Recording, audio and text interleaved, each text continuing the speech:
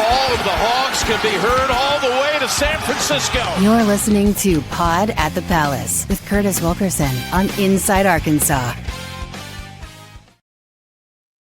Good morning. Happy Sunday, everybody. Hope you're all doing well and hopefully on the verge of getting dry for a change. I mean, it has rained about as much as it could possibly rain here in Northwest Arkansas. Like I don't know how you get more moisture out of the sky and onto the ground than what we've had the last few days. Get it out of here. We're done with the April showers for the rest of the month. My goodness, it's been ridiculous. Another day has come and gone with portal splashes left and right throughout the country, and Arkansas basketball just kind of casually chilling in the background. So we'll have a couple names that we'll throw out there at you. But honestly, folks, there's just, nothing crazy right now. It's just been kind of an uneventful day of portal season around these parts for the most part, I guess. And it's going to heat up eventually. It has to, right? It's just a matter of time. It'll be sweet when it does. But until then, we just continue to be impatiently patient as we wait for something to happen, anything to happen. My goodness, I'm shocked that we're this far into it without at least more, retention or, announcements from the guys on the current roster. Maybe not a bunch of portal pops and splashes and pickups and everything like that, but just the dudes you're hoping to get back or the guys who are going to dip out of here. Really? Big Z and Boogie? That's all we've had so far? Come on now.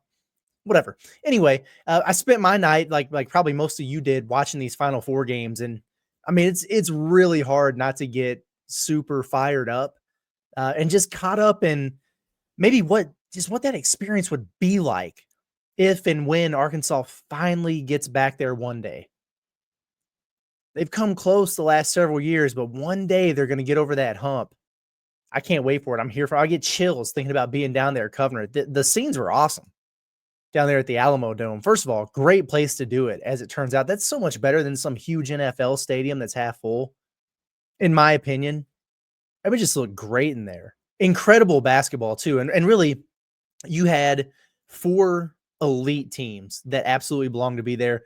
Florida outlasted Auburn. That was a great watch. Duke caught they had a massive case of the lemon booty there, didn't they? Coughed up, what was it, a 14-point lead. There was a 7-0 run in like 15 seconds in the last minute or two. Completely collapsed. Cooper Flagg didn't make the shot. And Houston and Kelvin Sampson get to the finals. Good for them. So you got Florida and Houston Monday night. That is going to be, folks, just a heavyweight slugfest Monday night. That's going to be an awesome game. I can't wait to watch that. Now, it was an outlier year in college basketball. It really was. It was just the second time in the first since 2009 or whenever the last time they were in San Antonio when all 4 1 seeds made it through to the Final Four. And then it just so turns out that all 4 of those teams have been historically dominant. What I mean by that is they all rank inside the top 10 teams in the Ken Pom era, dating back past the turn of the century. I think it's like since 1997 or something. 4 of the top 10 teams in nearly 30-year span, all in the same arena playing in this Final Four. It's crazy. So, yeah, in typical years, like it's not that crazy. Cinderellas happen. There's usually a lower seed or 2 that find the magic, whether it's we've had 11 seeds come out of the thing in Dayton and make deep runs. We've had mid-majors get to the Final Four. You usually have like a 5 seed or a 6 seed or something that gets their way through there. That happens. Matchups matter once you get into the tournament, right? Who's hot? Who's playing the best basketball? All those things are true. Okay, so I'm not saying that this is the only way to do things here. There's more than one way to skin a cat. As I've been told by my grandparents growing up. But there's something to be said, I think, for not being a team that's put together to where you have to capture that magic to get to this point. There's something to be said for having that true Final Four roster construction, which is exactly what each of these 4 teams who have been out there in San Antonio have. And so on today's episode, what I want to do is talk about what Arkansas needs to do over the next several weeks to get there, because that's the next step. That's what we want to see. And because they have a pathway right in front of them and the resources to make it happen next year, if they make the right moves to get there. Now, this year's team, they had plenty of flaws. We know that. They lost 14 games. Okay. They had plenty of health issues and injuries and, whatever. This is not a perfect team by any means this season, but they were one play away from getting to an Elite Eight and having the opportunity once again to play for the chance to get to the Final Four. I know people look at it and they're like, boy, Texas Tech really gave Florida a run. Arkansas might have got them. Maybe they would have. I don't know. The point is, Arkansas had some of the ingredients of this elite level type of team and type of basketball you have to play to get to this stage of the season. Not all of them. They had some of them. But let's be abundantly clear here before we really dive into it. John Calipari is no stranger to having teams that on paper, air quotes here for those who are listening and instead of watching, teams that are on paper built to cut down the nets. And that is absolutely the expectation at Arkansas starting now. That's just where I'm at with it. You had your first year and I met with the team. There is no team. You tried to put together 9 players. It's always a mulligan. And you wound up doing a great job. The regular season was weird. You wound up getting to a second weekend. That's great.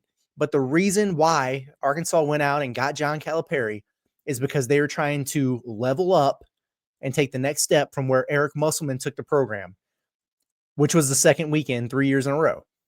And they got to the Elite Eight twice. The logical next step, win one more game, get to that Final Four for the first time in a long time that they would get there. That's the expectation. And we know what kind of resources we have, at Arkansas. You know what the NIL looks like. You've got the cachet with the head coach. You're knocking on the door. It's time to get over the hump. And no, I'm not saying if John Calipari doesn't get to a Final Four next year, fire him. No. But that's the standard. That's the expectation. That's what you should be looking forward to. You should be viewing that, if you're a Razorback fan, as realistic, and you should get there during John Calipari's tenure. Whether he's coaches 2 more years, 5 more years, whatever at Arkansas, a Final Four needs to happen, in my opinion. So let's look at a handful of the common themes here that we saw from these Final Four teams. Because what are we doing right now? We're thinking about who's staying for Arkansas. Who are they going to get? What is this roster going to look like? Well, it needs to look like these teams.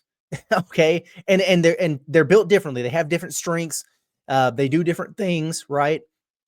But at the end of the day, they all have those necessary ingredients to get to where they need to be. Before we get started, just a real quick, it's a Sunday shout out, okay, to all of our sponsors, our partners at the Pod at the Palace. We really do appreciate them so much. The Eye Center of Northwest Arkansas, HD Roofing and Construction, Basis Health, Bryant Technologies, Alumni Hall. You guys are all rock stars. We appreciate you. And we look forward to continuing to work with you as we move forward into the summer months and getting into just bigger and better things here at Inside Arkansas, the Pod at the Palace, all of it. We're going to keep cooking. And the reason we're able to do that is because of all of you and all of you at home who are watching, listening, tapping in every day. So cool. And not lost on me how grateful I should be to be able to do this every day and call it my job. It's awesome, man. But anyway, let's get into it. You don't want to hear about that. Okay. You want to hear about this basketball team. The number one thing that stood out to me watching the Final Four, these teams, continuity. You want to know why retention is the top priority for Arkansas? I think it's obvious if you watch the games tonight, Saturday night. And no, you don't have to return every single piece, right? But having that core, having a foundation, it's so important. So important. And I'm glad to know that John Calipari and his coaching staff realize that, because it hasn't really been a thing for them. I mean, they brought guys back every year or whatever, but you know the drill. Cal would bring in 6-7 freshmen and he'd wind up having 4 or 5, draft picks. And it's just kind of the way it was. And it was a new roster every single year. And he's talked about how he wants to build this thing with way more balance. And he's making a concerted effort to do it. If he wasn't, then we wouldn't see a priority placed on getting guys back right now. They'd be out in the portal getting weird. They would have already had another freshman or two. So far, he's been a man of his word. But if you look at the Final Four, Auburn, Janai Broome, Dylan Cardwell, Chris Moore, Chaney Johnson, Denver Jones, Chad Baker-Mazara, so many returning pieces who have played together. They understand the expectations. The culture is in place there under Bruce Pearl. It's a big deal. Florida, they brought back a lot too. Walter Clayton, Will Richard, Alex Condon, Thomas Houck, Micah Hanlogton, Aberdeen off the bench. All those guys were there last year. Houston, They ran it back with L.J. Cryer, Jawan Roberts, Emmanuel Sharp, JoJo Tugler, Terrence Arsenault, Javier Francis. I mean, we just keep going on and on and on. A lot of guys who've been there, done that together with the coaching staff.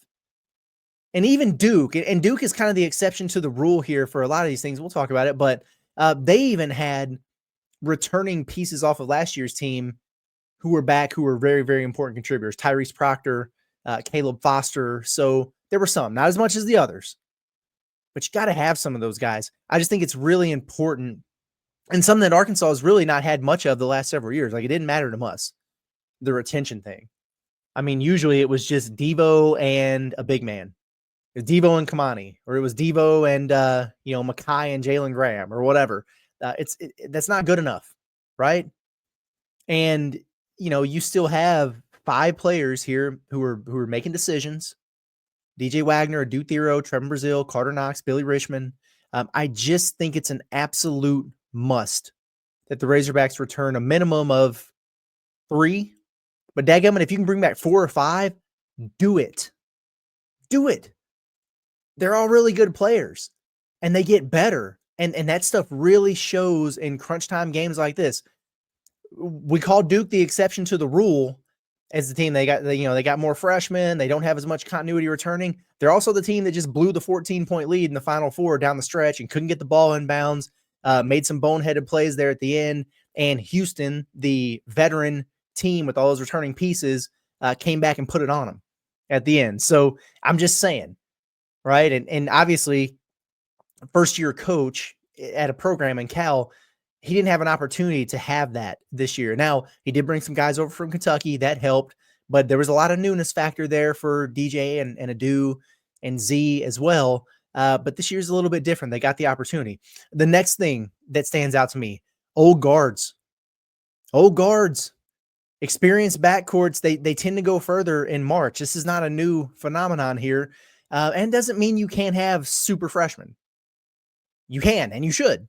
But you've got to have some vets in your backcourt. You got to have some grown men, experienced, poised, ready to execute. The examples are all there. Auburn, ton of seniors, 1 freshman in Tahad Pettiford. In the backcourt, I'm talking the 1, 2, and 3. Okay. Houston, all juniors and seniors.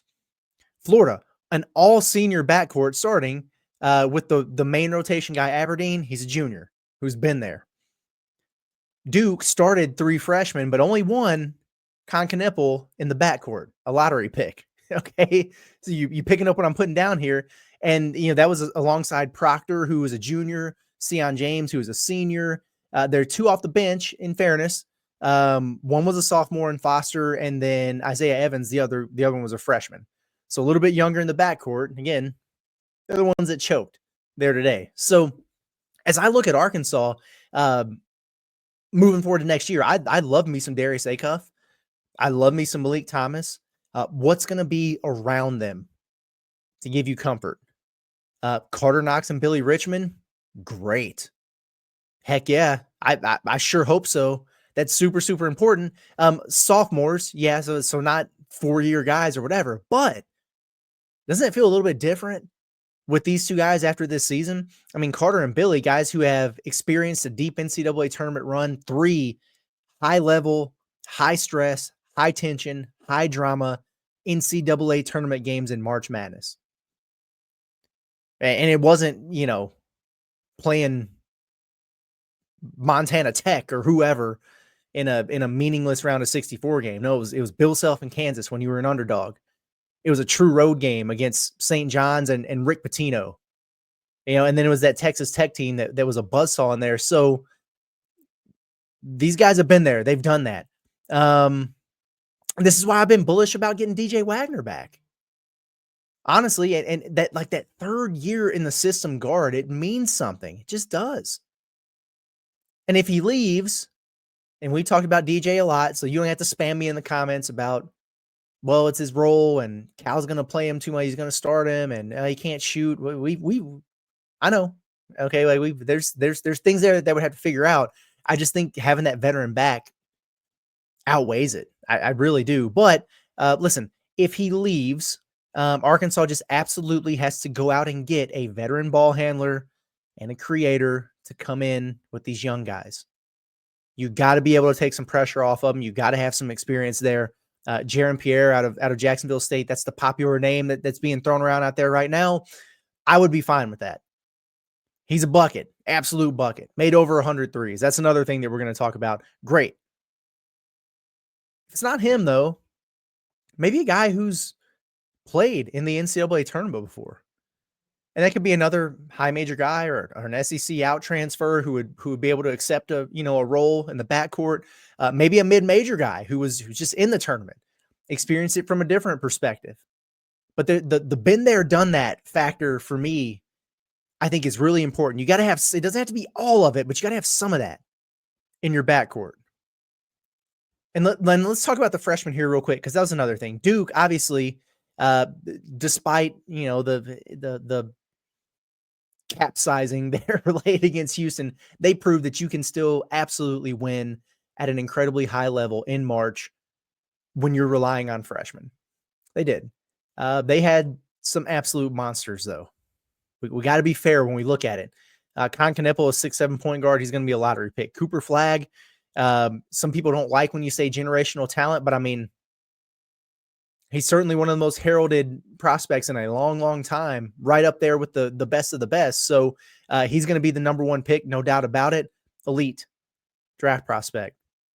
Kaman Malawak, speaking of monsters, 7'1", 250 pounds, the way he moves, I mean, it's absurd. Those dudes are built different. And then Isaiah Evans coming off the bench, a knockdown shooter for him. That was a good cast of characters if you're going to be relying, quote unquote, on freshmen. So Arkansas, yes, they've got a stellar class coming in. Acuff, Thomas, we talked about them. Love both of those guys. I think they're both going to be big-time impact players for Arkansas next year. I think they're both going to be one-and-dones who wind up getting drafted in the first round. The question is about Nate Ament, isn't it? Right now, projected top 5 pick, top 5 in his class, 6'10", wing shooter, can put it on the floor, versatile, uniquely gifted player. The question that I think is on everybody's mind, though, is how much will his potential shine as a true freshman in the SEC physically? It has nothing to do with his skill set. It has nothing to do with the type of player that he's going to be. He's going to be an NBA All-Star. I feel confident saying that. But how ready is he going to be right away to contribute the way they would need him to contribute? That's the question. And to me, like if he's going to cost you $3 million or whatever in NIL to get, and it limits your ability to fill out the rest of the roster the way that we're talking about, if you have just the smallest inkling of how it will translate until he puts some meat on his bones and gets physically stronger, I just assume him go to Duke, if I'm being honest with you.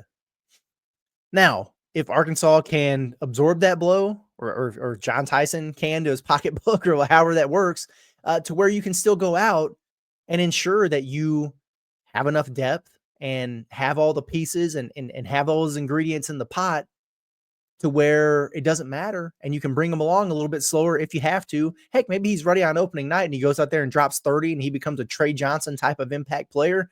And then you feel silly about it. But, if that's the case, it's a no-brainer. The thing that I'll say, though, and this is just me, are you kind of over it with the waiting game here? It's just time frame keeps getting pushed back, or it's unclear, or whatever you want to call it. And he's saying he wants to wait and see what, how these other rosters are shaping up. I get it, man, but you would be a big piece of that wherever you wind up. So it impacts the decision-making process for guys who you might want to have back. But if you're coming in, that might change some plans, whether that's for the staff or the player. Transfers who you would like to add, who could help you, who might be ready to come. But if you bring in a McDonald's All-American at their position, they might be like, I think I could probably go showcase my talents elsewhere. It's time, we're getting there.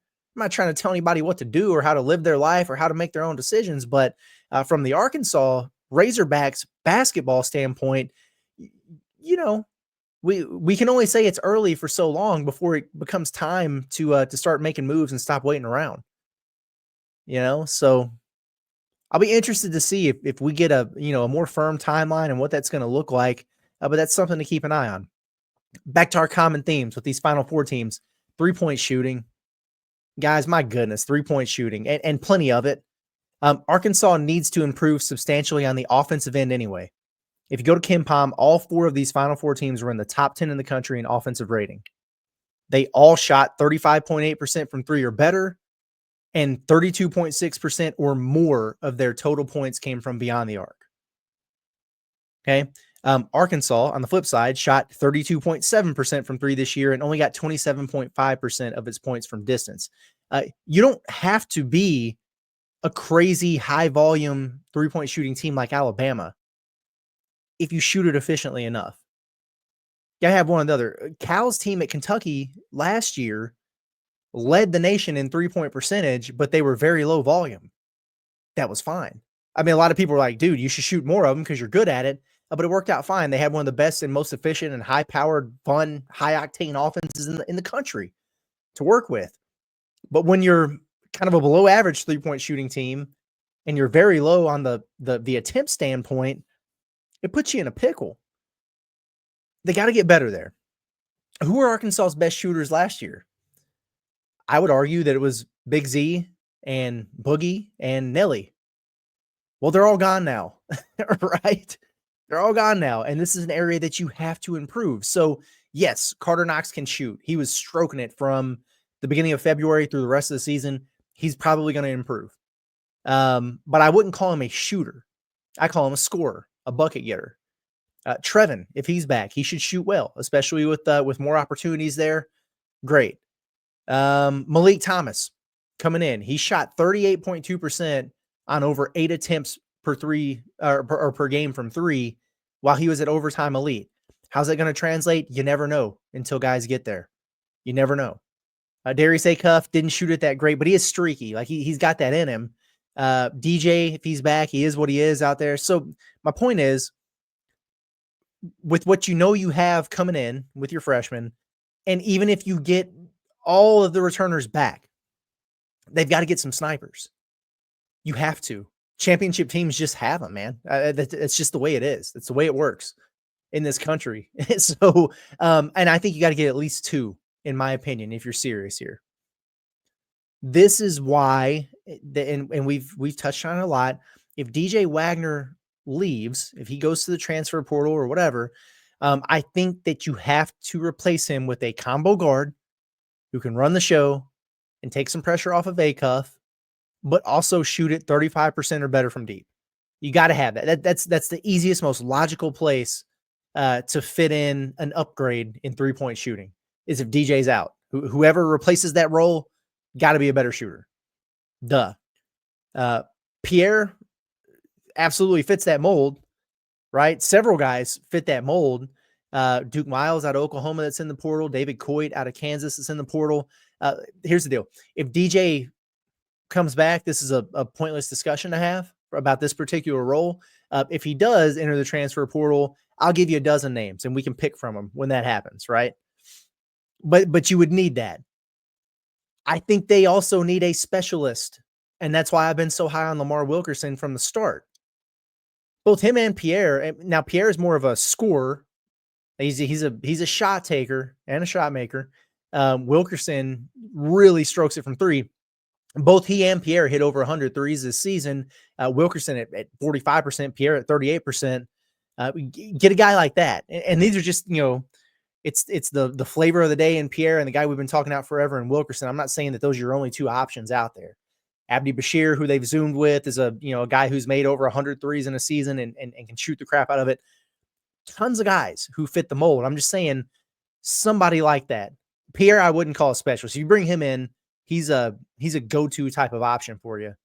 He's a great 3-point shooter. Wilkerson, some of those other guys would be more specialist roles. You got to have somebody like that.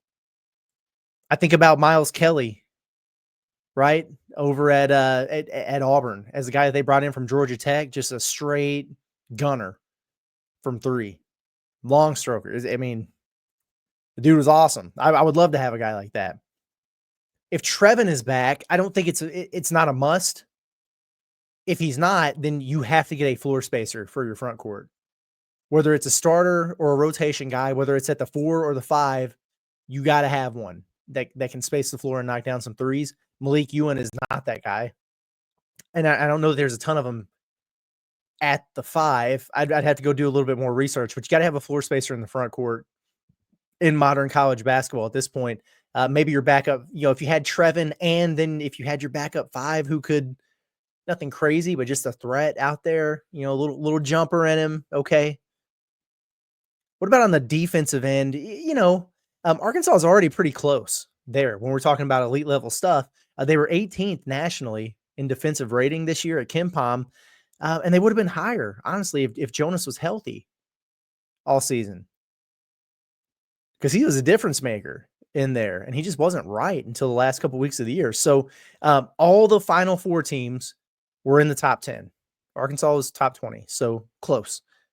Now, in a typical year, though, because remember, this year was a little bit different with the team. The 1 seeds were just a cut above everybody else, and historically dominant.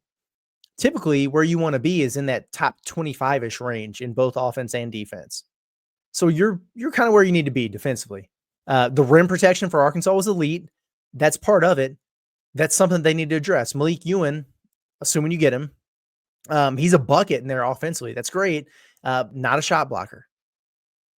Doesn't mean he's a bad defender or he can't go one-on-one in the post and guard somebody and force a miss, but not a big rim protector. They need someone who will help in that area in the rotation.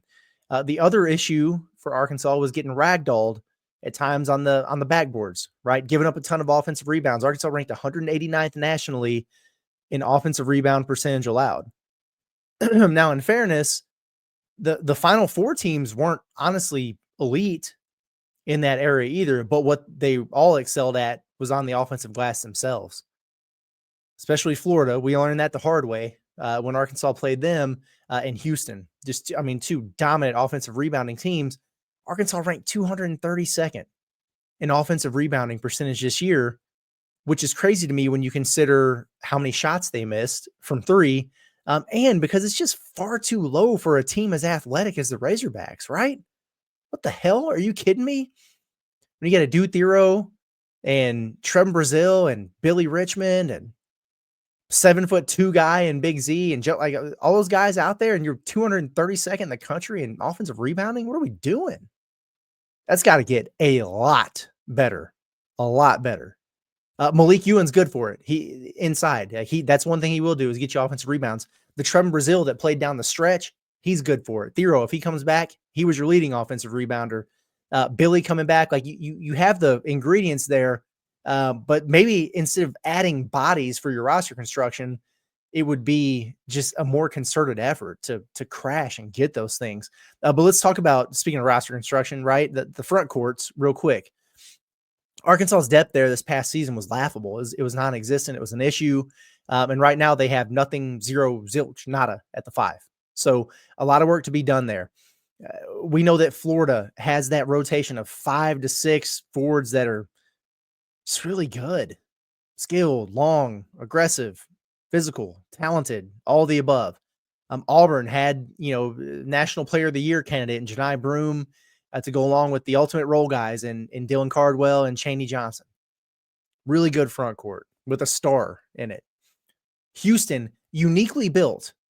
None of them were taller than 6'8", but you get the picture with a Kelvin Sampson team. Strong, physical, tough, terrifying, relentless.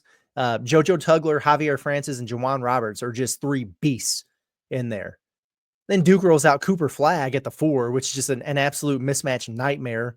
Kaman Malawach, who we've determined that he is a monster. Patrick Ngumba, who's another 7-footer they just bring off the bench to replace him. And then a stretch guy in Mason Gillis. Like, that's a well put together front court. I'll be honest with you guys. When I look at a Dude Thero and Trevin Brazil, I think I see a championship level 4 spot. You might think I'm crazy, but I really do. Now, Dew has to be healthy. Trevin has to play with the confidence and the aggression that he did late in the season. But that combination between a Swiss Army knife athlete like a Dew, who was your leading scorer, leading rebounder, all SEC type of guy in general and defensively, and then Trevin, who's above the rim, the lob threat, space the floor and knock down threes, block shots. That's a hell of a tandem. It really is. So I hope that they get that back, because I think that pair can compete with anyone. I do. Or replace them effectively, right? Like we said, if Brazil's out, you really need to get a 4-man who can shoot. If Thero's out, you need to go find a replacement. Go get, if you lose Thero and you're still go get Mo Diabate out of Alabama, who just hit the portal. Wouldn't that be a nice exchange? If you had to replace a guy like that, that's the kind of stuff that I'm talking about there. And then at center, Malik Ewan's a great start, and we've talked plenty about him. Get him. I would like to do that breaking news live stream at some point here, but you need more. And I mean by way of depth and talent and production, because look at what some of these other teams are throwing out there. I mean, we just talked about it. Look at what Michigan's already doing. If you think you can't stack a bunch of really good big men together, they went out and got Morez Johnson and Yaxel. We'll see if Yaxel goes to the draft or not, but that's what you're competing with if you want to be the elite of the elite. So who would you pair Malik with? We talked about JQ, Jaden Quaitons, maybe a pipe dream, but that would be elite level stuff, wouldn't it? We're talking about building for a contender, not a team that can make the tournament or something. So Ade Mara's name has been brought up. UCLA, we've talked about him. He's been brought up, connected to Arkansas. I was talking to JC about that earlier.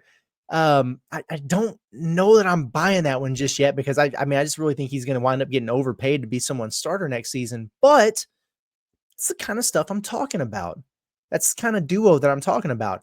7'3", 240, massive shot blocker, a guy who is incredibly productive with starter value in role player minutes.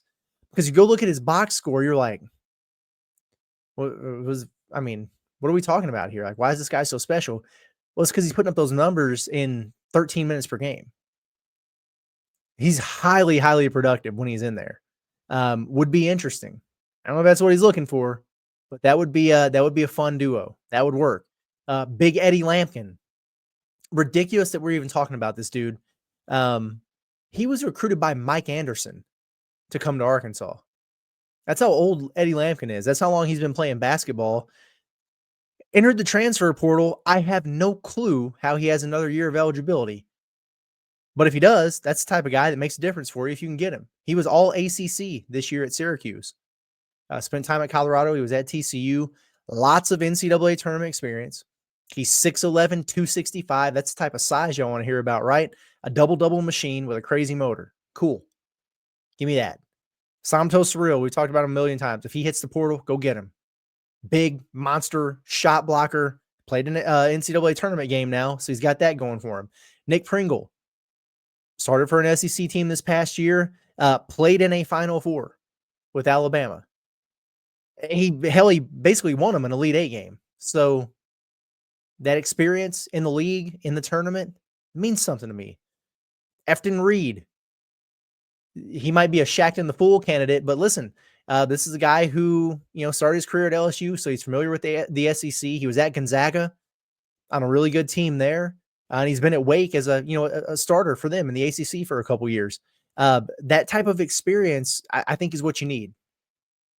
Like they could go out and get somebody who's, maybe super skilled or what, put up huge numbers at a mid-major and is trying to transfer up. Maybe that's what they wind up having to do if you're trying to platoon or pair somebody or add depth or sell them on a roll when you're coming in and playing with a guy like Ewan. But I might prefer in my front court the older power conference grizzled vet type of guy. And there's a good handful of them in there. So there you have it. It's a lot of things that they can do, but they're not that far off, right? Pretty simple. Get 3 or 4 of your guys back, add a couple shooters, and get that beef, right? Get that beef up front. It's not that hard. It's not crazy to think that we could be looking at this Arkansas basketball roster in a month or 2 months, maybe better, when they move on to campus for the summer, going, you know what? They're deeper. They're talented. They looked the part. And that's what I'm hoping for. Because we're going to continue to talk about it every day, and the better they are, the easier it is to do, right? So, all right, everybody, I'm going to get out of here. Hope everybody enjoys their Sunday. Like I said, man, I hope wherever you're at, I hope it gets dry. I hope you're hanging in there. I know I've got some buddies who are dealing with flooded basements and, trapped at home because their roads are flooded and everything. It's terrible. I haven't been able to really go outside. I'll tell you who's not liking it. My wiener dog. He's low to the earth, man. He doesn't like to take potty breaks out there when the backyard's flooded. So he's asleep right now, though. Anyway, thank you guys. Appreciate it. Y'all have a good one. Subscribe to the Inside Arkansas YouTube channel. Keep tapping in with the Pod at the Palace. You can find us on all your podcast networks, Apple, Spotify, wherever. See you guys in the morning. Everybody have a good day.